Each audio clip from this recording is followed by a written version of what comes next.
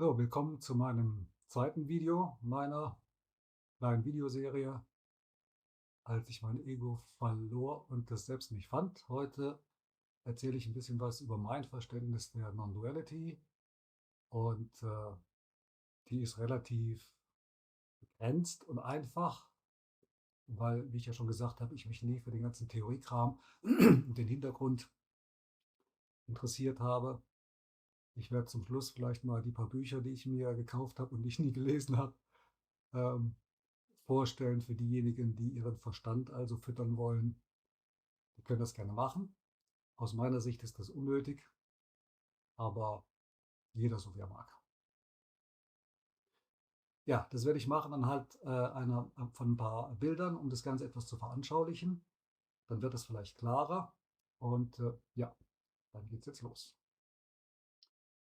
So, das ist jetzt mein Versuch, euch mal mein Verständnis der Non-Dualität näher zu bringen. Und da habe ich auch keinen Anspruch auf Wahrheit oder dass ich recht habe.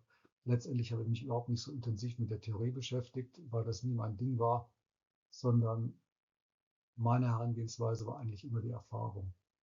Und womit kann man vielleicht ansatzweise die Non-Dualität darstellen? Das ist die perfekte Geometrie und das ist der Kreis. Natürlich hinkt dieses Bild wieder, weil im Kreis, den ich jetzt hier dargestellt habe, gibt es ein Innen und Außen. Das gibt es natürlich nicht bei der Non-Dualität. Das ist ja gerade das, was dem Verstand dann so viele Probleme macht, dass er sagt, ey, ich brauche einen Anfang oder ein Ende. Gibt es aber nicht. So, aber selbst wenn ich den Kreis jetzt weglöschen würde und ich hätte hier meine Folie oder mein Blatt Papier, dann hat das auch einen Anfang und ein Ende. Also jeder Versuch, The Oneness oder ja, das allumfassende Bewusstsein darzustellen, scheitert letztendlich, aber ich versuche es trotzdem. Also das ist aus meiner Sicht das Göttliche, die Eins. Und irgendwann, aus welchen Gründen auch immer, hat das Göttliche anscheinend die Entscheidung getroffen, sich zu manifestieren. Und damit entstand die Zwei.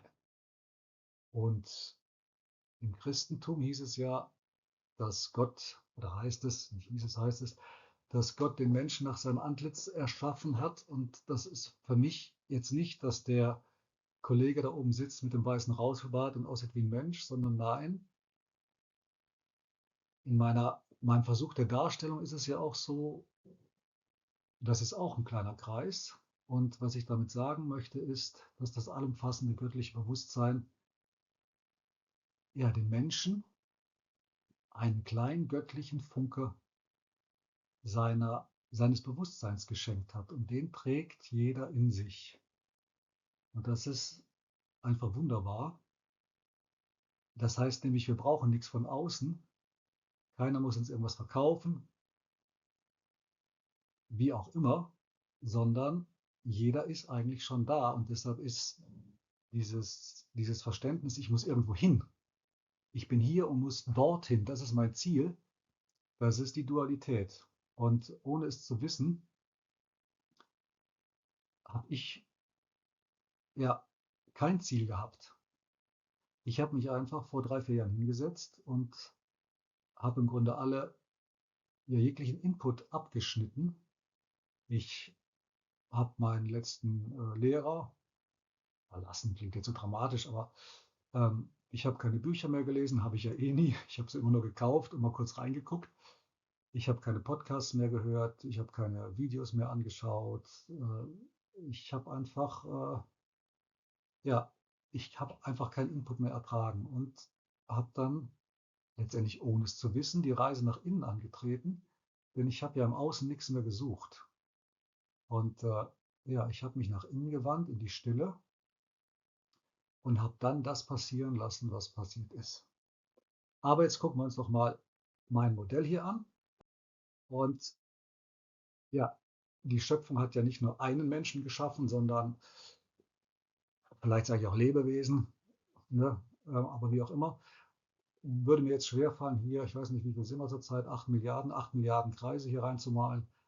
das sprengt natürlich im wahrsten Sinne des Wortes Rahmens. Deshalb habe ich nur zwei. Und die gucken wir uns jetzt mal an, diese zwei Lebewesen. Ja, jetzt sind es zwei. Von der Eins in die zwei, von der Oneness in die Dualität. Und das ist jetzt der Anfang der, könnte man sagen, der Probleme. Denn in der Oneness oder in der Eins ist alles verbunden miteinander. Und es gibt einfach keine Trennung. Ich empfinde niemand als von mir getrennt. Ja, und dann, ich finde, die Bibel hat ein ganz schönes Bild für, kam der Baum der Erkenntnis. Und für mich ist das eigentlich eher der Baum des Verstandes. Denn dann wurde der Verstand geboren, aus welchen Gründen auch immer. Und jetzt haben wir ein Problem. Jetzt bin nämlich ich auf der einen Seite und das Du ist auf der anderen Seite. Und wenn ich mich nicht als eins empfinde mit dem Du, dann ist das eine potenzielle Bedrohung. Und ja, dann hat der Verstand natürlich diese geniale Idee gehabt, oh, dann muss ich mich natürlich schützen. Und wie kann ich mich schützen? Dann muss ich irgendwas aufbauen.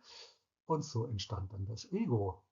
Im Augenblick ist hier alles noch relativ transparent. Vielleicht hätte ich sogar besser eine Strichpunktlinie genommen. Ich bin also auch noch mit dem Göttlichen verbunden. Aber nachdem wir jetzt vom Baum des Verstandes den Apfel gegessen haben, da habe ich mich nicht mehr verbunden mit allem gefühlt. Da habe ich auf einmal Scham gehabt. Ich gucke den anderen an. Der ist ja nackt. Also was ist das denn? Also muss ich mich anziehen. Und dann kriegen die Malaise los. Und ja, letztendlich passiert dann, dass das Ego häuft immer mehr an, grenzt sich ab, verspricht mir über den Verstand Glückseligkeit und der Turbobeschleuniger dieser Glückseligkeit, dieser vermeintlichen Glückseligkeit, das sind zwei Adjektive. Sind es Adjektive oder Pronomen, keine Ahnung. Äh, mein und mehr. Das sind die Turbobeschleuniger der heutigen Zeit.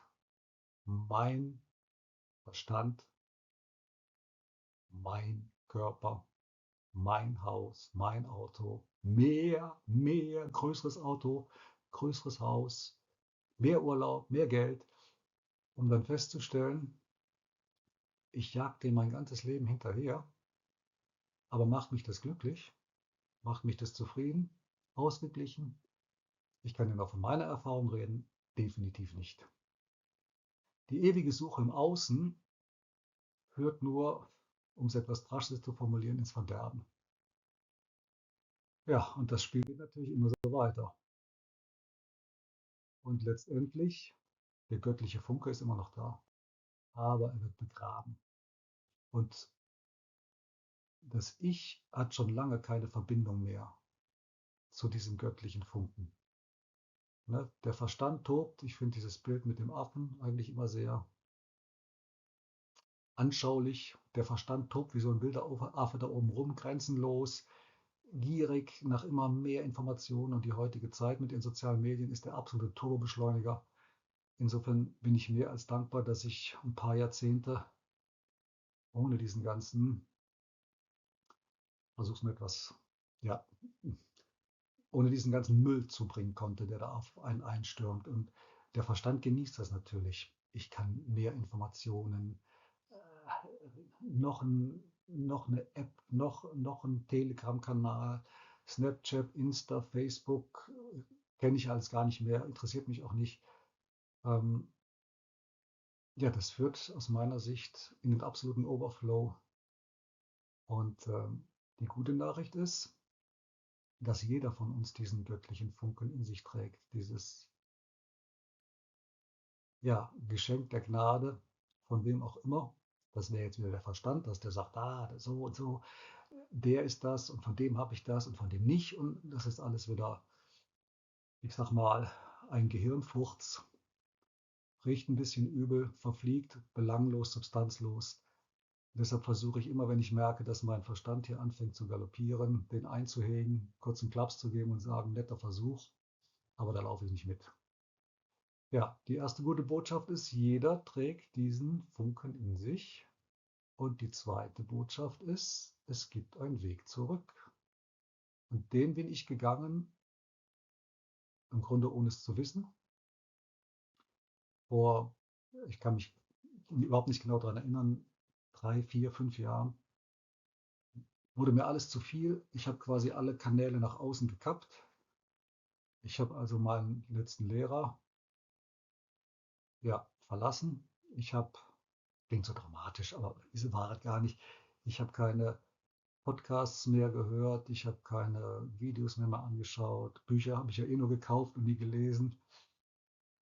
Ja, ich habe mich von allen äußeren Impulsen spirituell, natürlich lebe ich auch in der Welt, ich habe eine Familie, aber in meiner spirituellen Reise habe ich ja alles abgelegt und habe mich einfach nur noch hingesetzt und bin in die Stille gegangen. Ich hatte kein Ziel. Mein letzter Lehrer war ein Non-Duality-Lehrer, aber letztendlich habe ich das dann auch nicht praktiziert oder hatte es gar nicht mehr auf dem Schirm. Das Selbst oder the Oneness äh, hätte ich ja auch nie gedacht, dass ich dann ansatzweise mal mit in Berührung komme. Ich bin einfach nur in mich gegangen und habe mich ja dem hingegeben, was da entstanden ist. Und das führte letztendlich dazu, ohne dass mir das lange Zeit bewusst war, das habe ich jetzt, naja, okay, da habe ich noch ein Bild. Jetzt ist wirklich fast nichts mehr von dem kleinen Funkeln zu sehen, aber er ist noch da. Ja, und was ich letztendlich gemacht habe, ist, den Weg zurückzugehen. Also alles, was mein Ego so im Laufe der Zeit, vielleicht auch im Laufe von mehreren Leben, wer weiß, ist für mich auch belanglos, ob es jetzt Inkarnation gibt oder nicht. Ich lebe dieses Leben und ich lebe es in vollen Zügen und ich genieße es auch. Und mein Weg ist jetzt nicht der Weg in die Lehre und der Selbstkasteiung und ich darf nichts haben und ich darf nicht glücklich sein. Im Gegenteil, ich darf glücklich sein und ich bin auch glücklich. Ja, und das ist das, was bei mir passiert ist. Letztendlich bin ich, also da bin ich noch nicht. Ich bin vielleicht eher, Augenblick. So, da gab es ein kleines Problem mit der Technik, aber da lache ich drüber. Also, wie gesagt, ich bin nicht erleuchtet. Das ist mir auch vollkommen egal. Aber ich habe einen guten Teil meines Egos mittlerweile abgetragen. Ich fühle mich dadurch viel leichter. Mein Leben ist ja leichter geworden. Und den Weg, den ich euch da, beziehungsweise den ich da gegangen bin, den werde ich euch dann in den nächsten Videos beschreiben, was ich genau gemacht habe. Mein letzter Non-Duality-Lehrer, zumindest was ich da in Erinnerung habe, der hat da keine konkrete Anleitung gegeben, sondern hat immer von seinen ekstatischen Zuständen erzählt, die er da hatte. Und das ist natürlich auch nicht zu unterschätzen. Und letztendlich sind meine Worte auch gar nicht so wichtig, sondern eher das, was ich bin, meine Schwingung, meine Frequenz oder wie auch immer ihr das nennen wollt. Und ich glaube, ein wesentlicher Teil ist, dass ihr euren Lehrer spürt, egal ob ich das jetzt bin oder nicht. Und ja, mit diesem Lehrerding habe ich auch immer so ein bisschen Probleme. Ich betrachte mich also eher vielleicht als Geschichtenerzähler, aber kann doch Lehrer sagen, ist mir auch egal. Ja, in den letzten Monaten habe ich ihm im Grunde gar nicht mehr groß zugehört, sondern habe ihn mehr gespürt. Und letztendlich hat er auch immer dasselbe erzählt. Und ich wusste ja schon, was kommt. Insofern musste ich eigentlich gar nicht mehr auf den Inhalt achten, sondern es ging mehr so, ja, ich habe ihn einfach gespürt. Und das hat mich sicher auch weitergebracht, um jetzt in der Dualität zu sprechen. Aber ja, letztendlich war dann nachher alles zu viel und ich habe mich, wie schon gesagt, zurückgezogen, habe alle Kanäle nach außen gekappt, bin in die Stille gegangen und ja, letztendlich habe ich mich selbst unterwiesen, war mein eigener Lehrer, weil je stiller ich geworden bin, da habe ich im Grunde den Raum geöffnet ja, dass mein eigenes Bewusstsein mich anleiten konnte. Und das habe ich alles gar nicht verstanden. Ich habe ja nicht versucht, es zu verstehen. Ich habe auch nicht mal ansatzweise die Zusammenhänge erkannt. Das ist jetzt alles in den letzten Wochen und Monaten passiert, dass ich gedacht habe, voilà, was war das jetzt? Beziehungsweise ich habe es nicht gedacht, sondern die Erkenntnis, die kommt einfach zu mir. Also ich versuche nichts zu verstehen oder zu analysieren. Das ist ja wieder die Welt des Verstandes und der wird euch nirgendwo hinbringen. Und insofern hat mich auch das Lesen oder das ansatzweise Lesen von Büchern, ich habe es ja nie wirklich gelesen, eigentlich nie weitergebracht. Ich habe meistens so ein, zwei Seiten, das habe ich hingekriegt und dann, ja, dann habe ich sie wieder weggelegt. Und ja, das, wie gesagt, habe ich schon gesagt, ist eigentlich, sind die besten Voraussetzungen, um die innere Stimme erklingen zu lassen oder ja, sich dem Prozess bedingungslos hinzugeben und einfach alles geschehen zu lassen, was geschieht, ohne jegliche Form der Kontrolle oder ja, der Absicht. Ich war absichtslos. Ich wollte eigentlich, ich wollte nicht mehr irgendwo hin. Ich habe mich einfach nur hingesetzt. In die Stille, habe meinen Körper gespürt.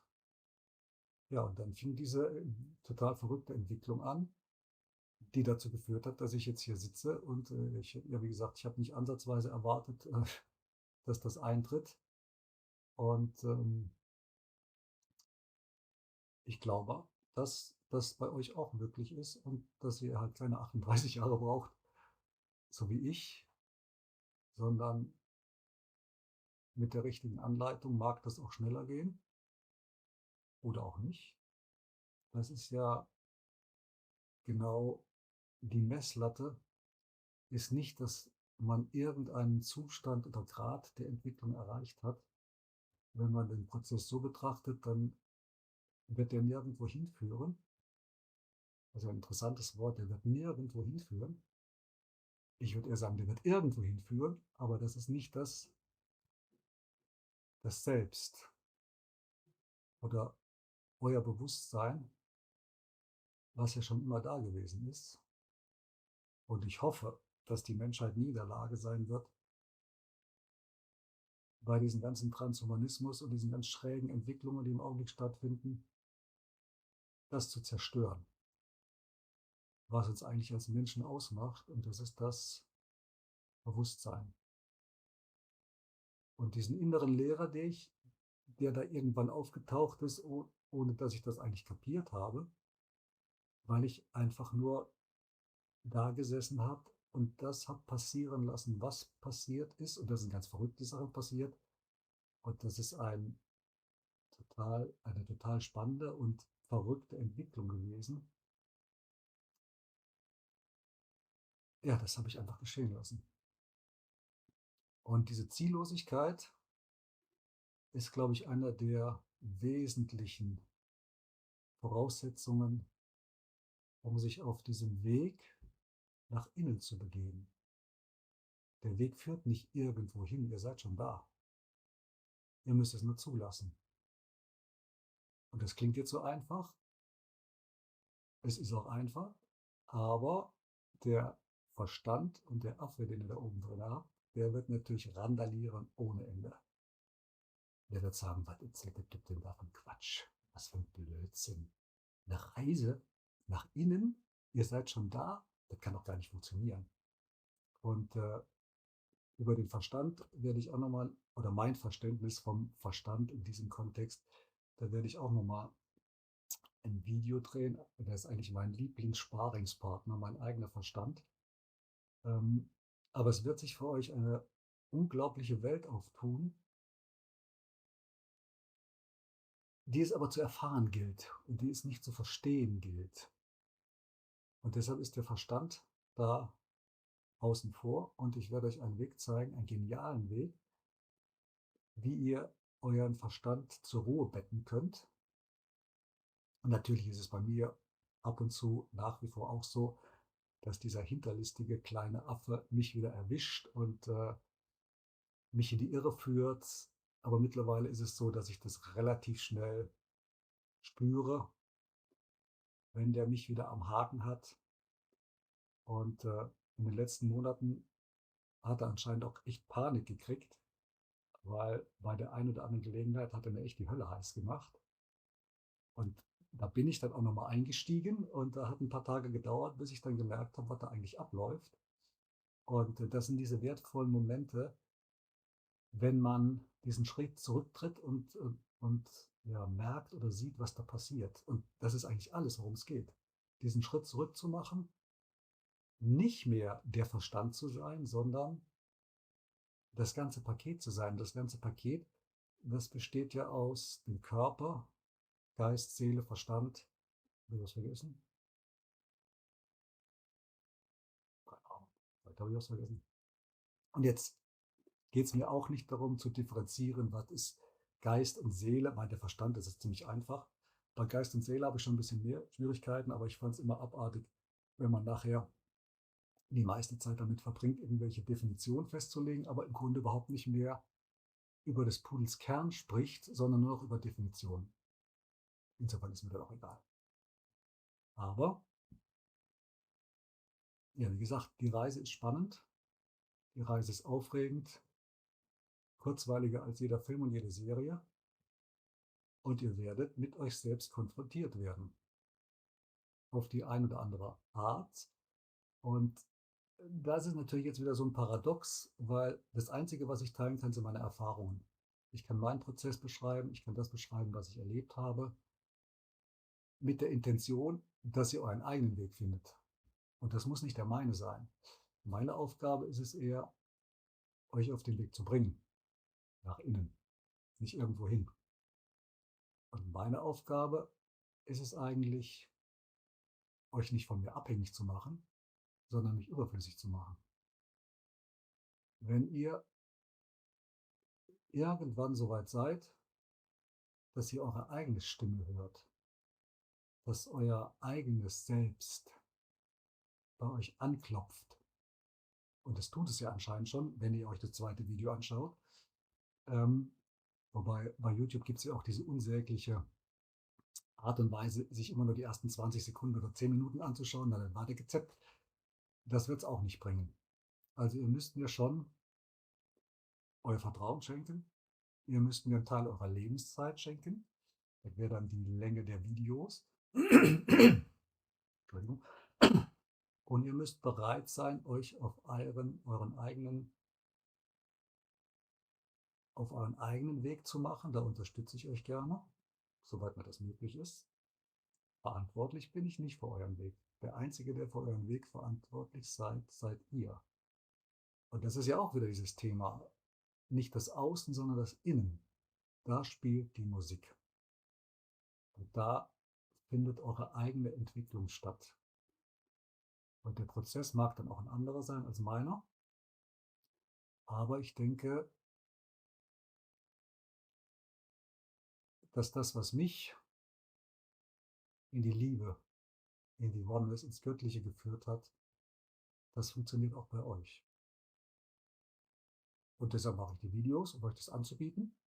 Und wenn sich keiner dafür interessiert, wunderbar, dann ziehe ich mich wieder zurück in mein Inneres.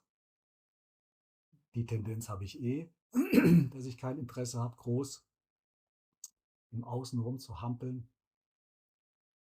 Aber genauso wie mein Selbst die letzten 38 Jahre immer angeklopft hat und mich immer gepusht hat. Und wie gesagt, ich verstehe es nach wie vor nicht, warum ich 38 Jahre am Ball geblieben bin. Ich habe natürlich den einen oder anderen Benefit gehabt. Ne? Durch das Meditieren bin ich ein bisschen gleichmütiger geworden. Ja, also ich habe natürlich nach wie vor auch Konflikte und die Welt ist für mich nicht Friede, Freude, Eierkuchen, aber ich komme viel besser klar. Ich bin gelassener, mir passieren die guten Dinge einfach, kannst natürlich auch anders sehen. Mir passieren genau die gleichen Dinge wie bisher, nur ich habe mich geändert und meine Einstellung hat sich geändert. Und die Erfahrung werdet ihr auch machen. Wenn ihr euch ändert, wird euer System sich auch ändern. Und die Erkenntnis, die habe ich schon ziemlich lang, den einzigen, den ihr verändern könnt, ist halt ihr selbst. Es gibt so meine Frau, die hört Philipp Poisel, heißt er, glaube ich, ein deutscher Sänger. Und einer seiner Lieder, ich finde ihn auch ganz nett, einer seiner Lieder, da singt er von seiner Liebe und sagt dann, du machst mich vollständig. Was für ein Wahnsinn.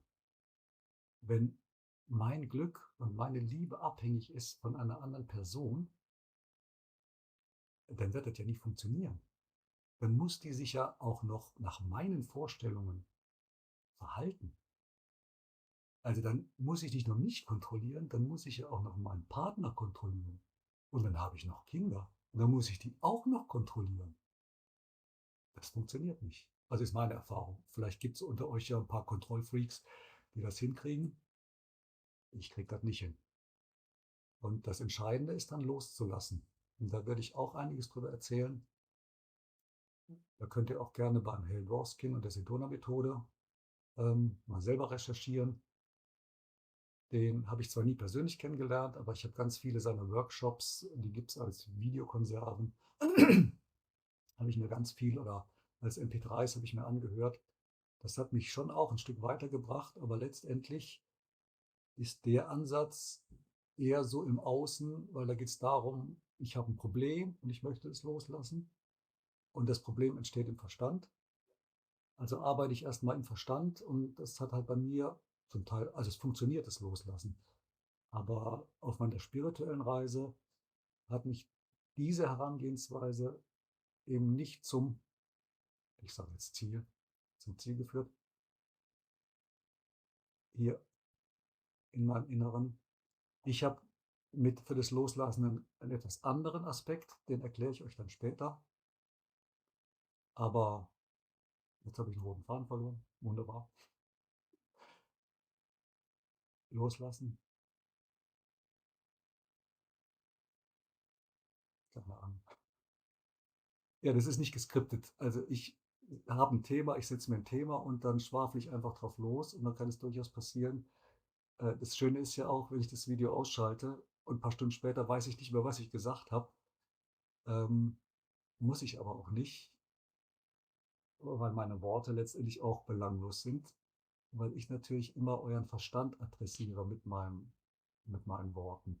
Das muss ich natürlich, weil sonst können wir nicht kommunizieren und am Anfang ist es notwendig, aber im Grunde im Weiteren oder wenn man immer tiefer, das ist jetzt auch wieder eine Kategorie des Verstandes, ne, der sagt tiefer, noch tiefer, am tiefsten. Und das wird ja auch nicht passieren. Hier gibt es keine Kategorien. Hier wird es also keinen Masterschüler erster Klasse oder wie auch immer geben, zweiter Klasse, dritter Klasse oder der Beginner. Das ist alles Bullshit. Für mich das Einzige, was zählt, und dass es auch bei mir so ist, dass ich einfach auf dem Weg bin. Das ist das, was zählt. Und wo ich dann bin, spielt letztendlich keine Rolle, weil ich null Kontrolle habe. Ähm, jetzt ist der Energiesprung noch angegangen, weil ich null Kontrolle habe über den Prozess.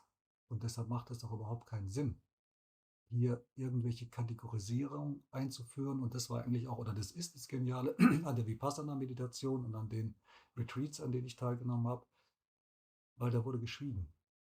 Und das macht es natürlich dem Verstand unmöglich, sich mit den anderen zu messen. Oh, der ist schon weiter als ich. Oh, da muss ich hin. Oh, der macht was anderes. Letztendlich hat man dann zwar nicht verbal sich verglichen, sondern visuell. Boah, der bewegt sich nicht, der sitzt schon seit einer Stunde da. Boah, mir tut alles weh. Wie schafft der das? Der hat wahrscheinlich genau die gleichen Schmerzen gehabt wie ich, hat nur keine Miene verzogen. Oder ich habe nicht den richtigen. Also man hat natürlich auch die Augen geschlossen, um diesen Kanal äh, zu disziplinieren oder sich da eben nicht den Input zu holen. Und die Action, die in einem selber da stattgefunden hat, die war schon aufregend genug. Da brauchte man nicht noch irgendwelchen anderen Input von außen. Aber es wird mir natürlich schwerfallen, hier ein schweigendes Video zu machen. Ich glaube, da wird sich kaum einer hinsetzen und mich eine Stunde angucken, während ich nichts sage. Das wird also auch nicht funktionieren. Also werde ich die ganze Zeit damit kämpfen, in der Dualität der Sprache euch was versuchen zu erzählen über die Non-Dualität, und da irgendwie den Bogen hinzukriegen. Aber das Wort ist auch nicht zu unterschätzen. Und damit meine ich jetzt nicht die verbale Information des Wortes, sondern den Klang, die Frequenz. Und das habe ich auch einige Zeit praktiziert, indem ich Mantren gehört habe. Und jeder von euch kennt zum Beispiel Om. Und wenn ihr das mal Om und ihr spürt die Vibration in eurem Körper, da geht es wieder ums Spüren. Und das ist im Grunde mein Hauptansatzpunkt. Spüren. Fühlen, spüren. Ihr habt mehrere Sinne und Eingangskanäle, und denjenigen, den ich am wenigsten oder gar nicht auch bei mir verwendet habe, ist der visuelle, da der so extrem mit dem Verstand verbunden ist, dass das aus meiner Sicht überhaupt nicht funktioniert hat. Also wenn ich irgendwas angucke, dann rattert mein Verstand direkt los, kategorisiert, urteilt, ordnet ein. Das Hören ist schon einfacher, aber auch da besteht die Gefahr, dass der Verstand sagt: Was hast du da gehört? Was ist da passiert? Was war das für ein Vogel oder was ein Auto? Kommt da die Müllabfuhr? Äh, Einfacher, aber auch noch ein bisschen verstandeslastig.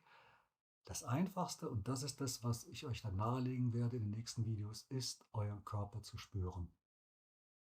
Und letztendlich ist das die einzige Wahrheit oder die wirkliche Wahrheit, die ihr erfahren könnt, ist das, was ihr in eurem Körper fühlt.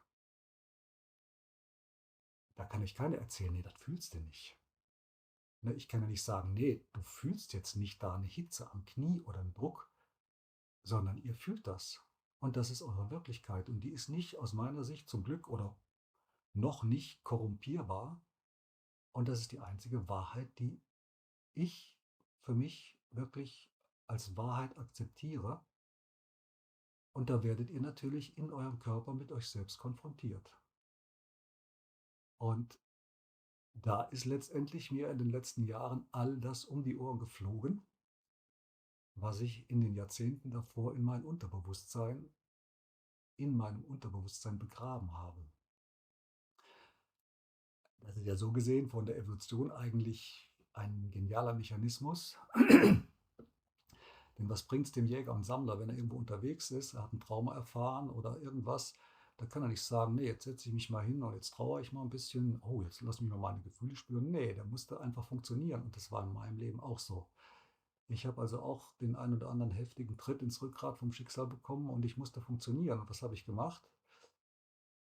Das würde ich mal sagen, was die meisten Bewusstlosen, und da zähle ich mich da oder in der Vergangenheit auch dazu, ich habe es einfach weggedrückt. Ich wollte es nicht spüren. Okay, die schönen Sachen, die nehme ich, aber die im Rahmen der Dualität, die unangenehmen Sachen, die wollte ich nicht. Und die habe ich in mein Unterbewusstsein gedrückt.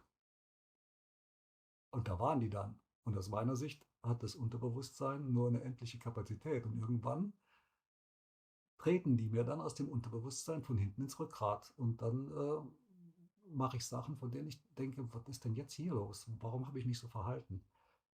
Warum habe ich den Konflikt noch angestachelt? Das wollte ich gar nicht. Ich habe doch gemerkt, dass ich dem anderen damit wehtue. Ich kam aber aus der Kiste nicht raus. Und da biete ich euch auch aus meiner Sicht ein geniales Werkzeug an, wie ihr nicht euer Unterbewusstsein kontrollieren könnt, aber wie ihr das einfach loslassen könnt.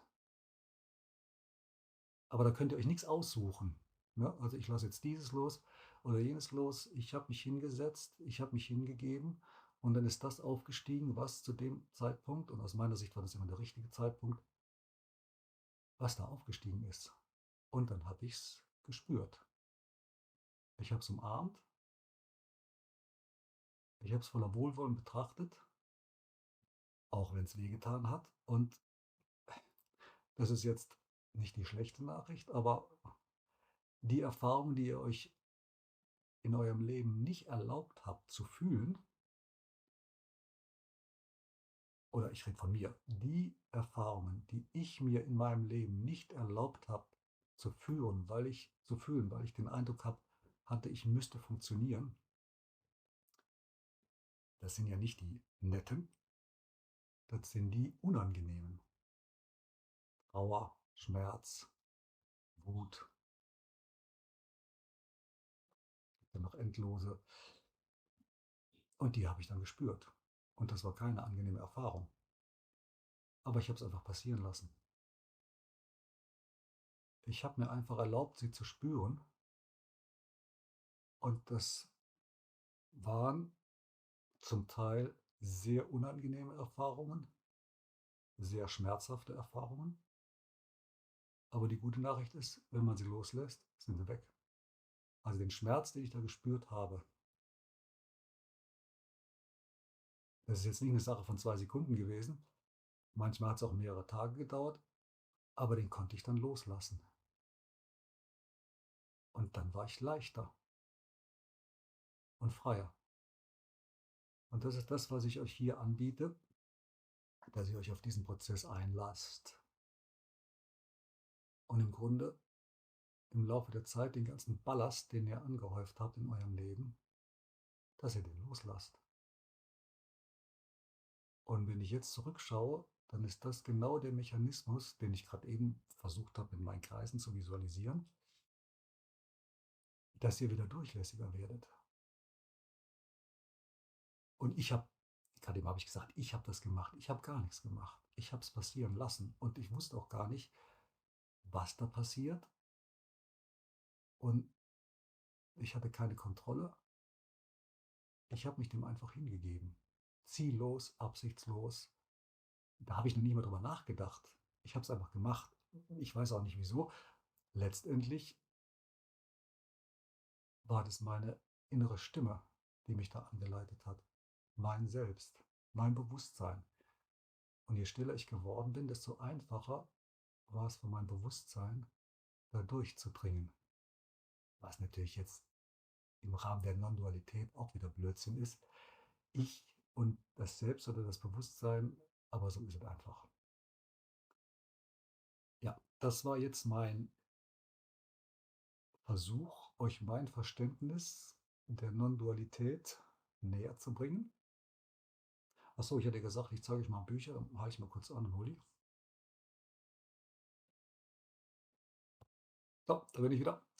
Also, ich habe hier zum einen den Ramana Maharishi. Wie heißt das? And the Path of Self-Knowledge.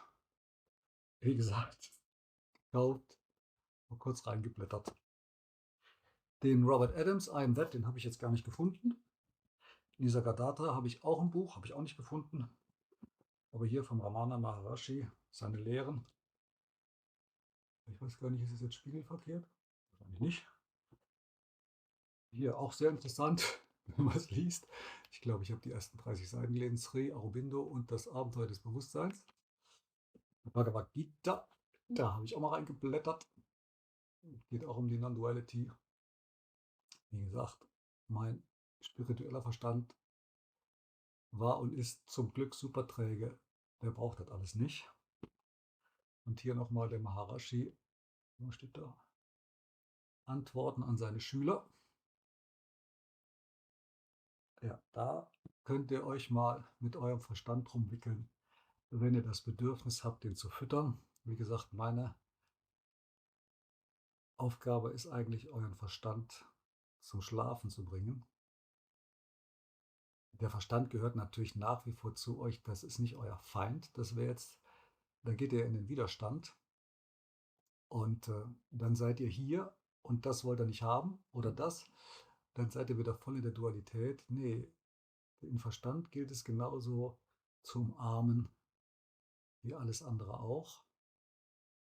Und ja, letztendlich ist das der Weg in die Eins, in dem ihr im Rahmen der Dualität die Pole zusammenbringt. Und das versteht der Verstand natürlich nicht. Der kann ja sagen, da ist das Anfang, da ist das Ende, wie kannst du das zusammenbringen? Oder da ist gut und da ist böse, das willst du jetzt zusammenbringen? Das funktioniert ja nicht. Und für den Verstand funktioniert es natürlich auch nicht.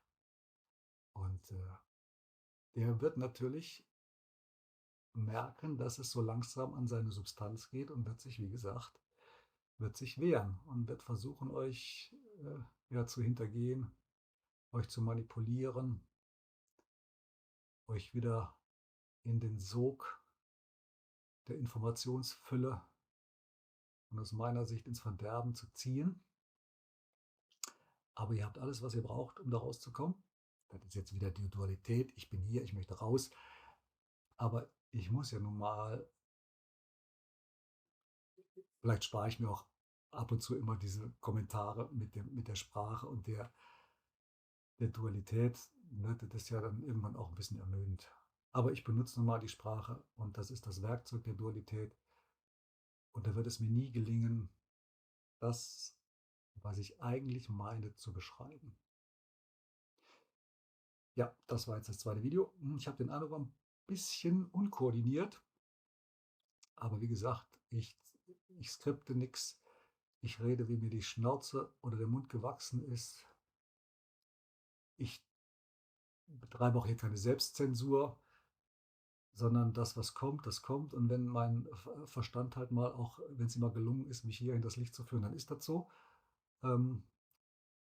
Aber dann werdet ihr wahrscheinlich auch merken, dass das, was ich dann sage, wenig Gehalt und wenig Substanz hat. So ist das einfach. Ja, mal gucken, ob ihr euch die weiteren Videos anschaut. Mal schauen, ob ihr den Impuls, den ich hier setze, annehmt, ob ihr mit mir in Resonanz tretet oder nicht. Ich sage jetzt nicht Daumen hoch, Daumen runter, Kanal abonnieren. Jetzt habe ich es eigentlich doch gesagt, aber in den weiteren Videos sage ich das dann nicht mehr. Also wer mit mir resoniert, kann den Daumen nach oben machen. Okay, wer mit mir nicht resoniert, der hat sich das zweite Video nicht angeguckt. Der denkt, was für ein Clown. Das ist eigentlich eine Auszeichnung für mich. Ein Clown ist einer, der die anderen zum Lachen bringt. Und ich lache echt gerne. Und ich lache gern mit den anderen. Und das ist eigentlich eine Auszeichnung, jemand zu sein, der die anderen zum Lachen bringt. Und das Schöne ist ja, ich nehme mich selber nicht mehr ernst. Meistens. Ab und zu vielleicht schon. Aber wie auch immer. Ja, im nächsten Video, da werde ich mal versuchen, den Prozess zu beschreiben. Ich weiß nicht, ob ich das unterteile indem ich erstmal was sage, was loslassen. Keine Ahnung, das Problem ist, ich habe eigentlich alle Fäden immer gleichzeitig in der Hand und muss versuchen, das für euch ein bisschen zu strukturieren, zur Orientierung für euren Verstand, damit er sich darum wickeln kann. Mal gucken. Ja, vielleicht bis zum nächsten Video oder auch nicht. Beides wunderbar.